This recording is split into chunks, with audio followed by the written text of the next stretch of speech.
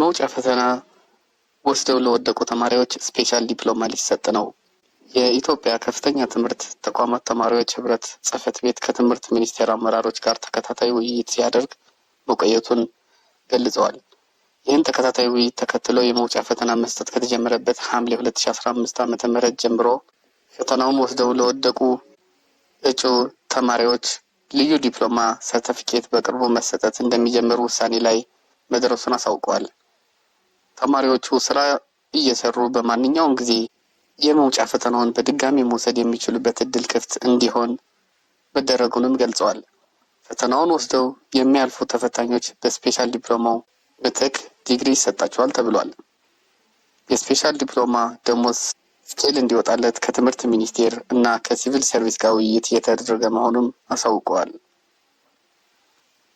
ከ2017 ዓ.ም ጀምሮ የከፍተኛ ትምህርት ተቋማት ተማሪዎች የዲግሪ ሰርቲፊኬት ህትመትና በአንድ ማዕከል ሊከናወን ነው ተብሏል።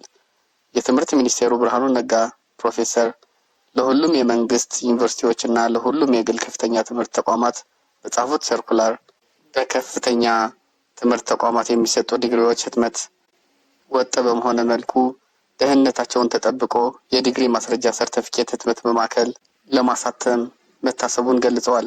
በመሆኑም ተቋሙ በዲግሪ ምስክር ወረቀቱን ላይ ሊያካትታቸው የሚፈልጉትን ሎጎ እና ሌሎች መካተት አለበት የሚሉትን እንዲያካቱ እንዲሁም በየተቋሙ በዚህ ዓመት መውጫ ፈተና ወስደው ያለፉትን ለምርቃት የተዘጋጁ ተማሪዎችን ስም ዝርዝር እንዲልኩ ሚኒስቴሩ አሳስበዋል። የህትመት ስራው በ2017 ዓ.ም ከሚመረቁ ተማሪዎች ጀምሮ የሚፈጸም መሆኑንም ገልጸዋል።